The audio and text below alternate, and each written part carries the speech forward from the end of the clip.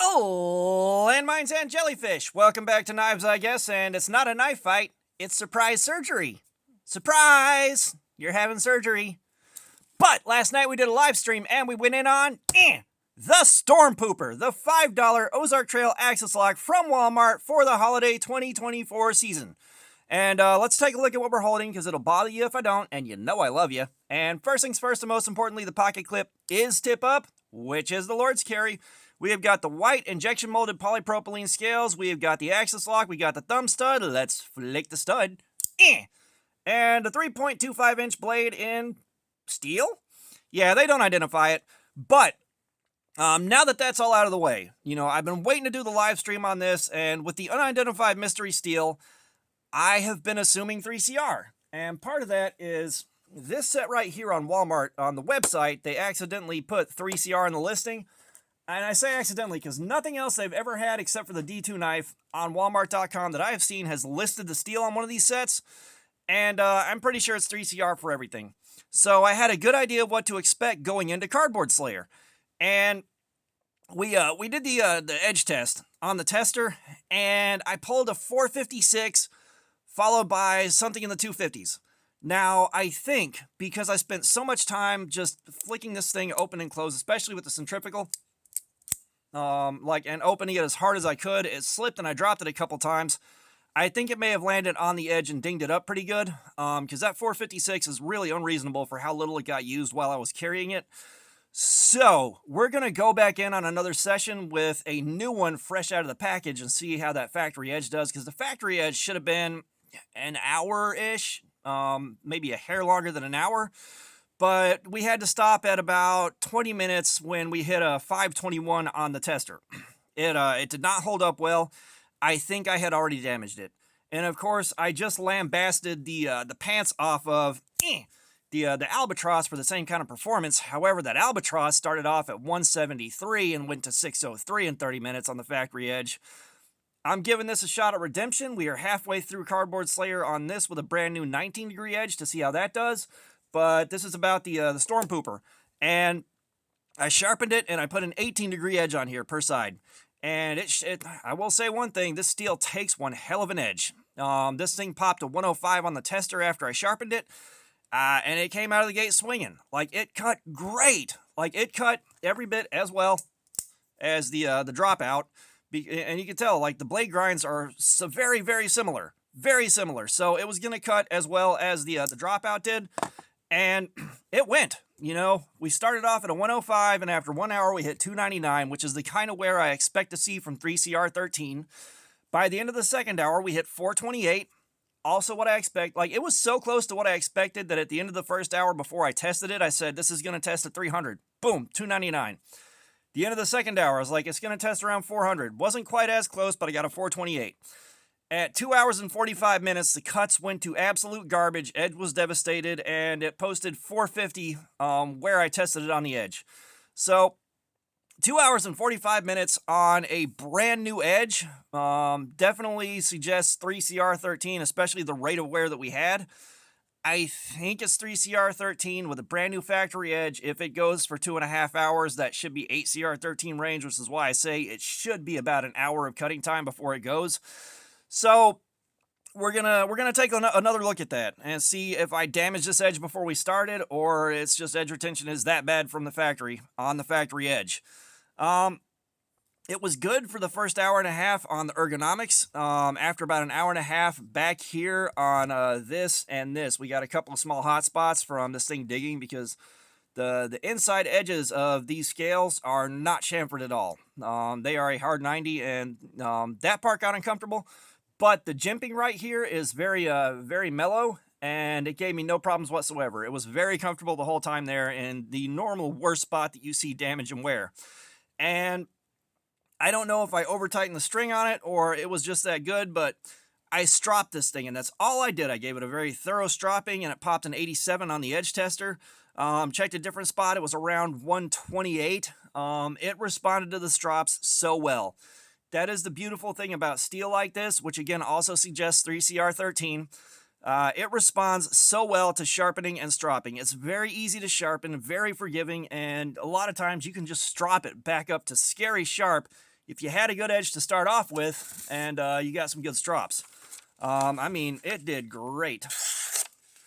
And again, it feels so good to have something that actually took a respectable edge. That cut just didn't want to start. But you can see it took like a very, very good edge off of that strop. And again, that's all I did was strop it. You know, that's why I love steels like this. Like, yeah, it's going to dull out on you kind of fast. And even if you're a concrete cowboy and you're just breaking down some boxes and popping some tape, you may end up having to sharpen this after a little while. And it ain't going to be that hard to sharpen. Let's see where the edge shows up on the tester now. I'm hoping that we still get somewhere in the low hundreds. But of course, there's going to be a little bit of variance depending on exactly which point of the blade that you hit. And, you know, the exact tension on the string. Like, there are a lot of variables that can affect it. So this is always a rough idea. But 227. All right, so still a good edge, but like I said, it really depends on where you pop the test on it. So we're going to try one more spot. One more.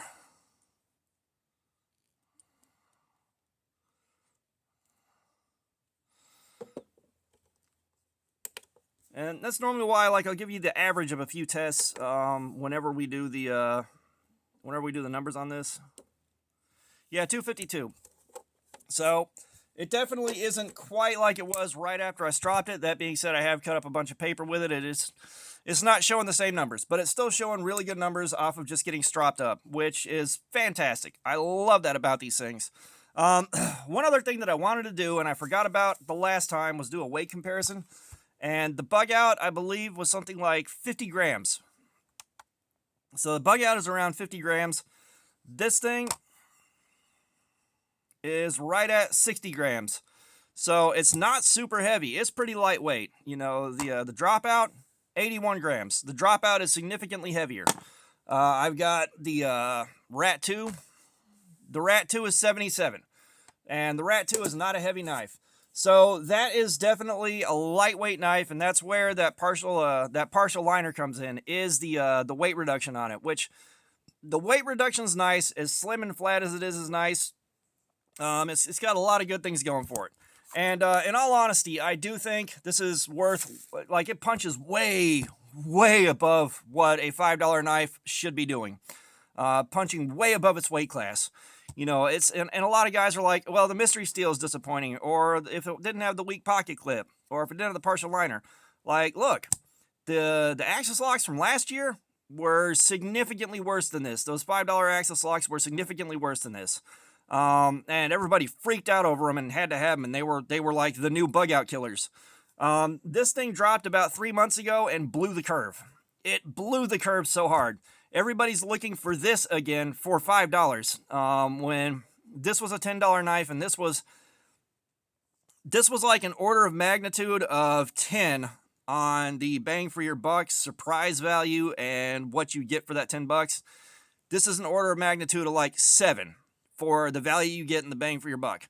You know, it's definitely nowhere near as much of an extreme value as this is, but it's not as much of an extreme value as this is, but it's not that far off. You know, had this not been here, had this not happened before this happened, this would be a million "Is This the Bug Out Killer" videos online. It would be the Bug Out Killer in every Facebook group. Like, I think it deserves the hype. It deserves your carry time. It deserves to be played around with. And for knife guys, again, it's a neat toy. It's cool because it's $5. You're getting bearings on it. You're getting the partial liner. You know, you're getting a good grind on the blade. You're getting a lot for your money. And for non-knife guys, it's a $5 burner that you can throw away if it goes dull, especially if you don't know how to sharpen.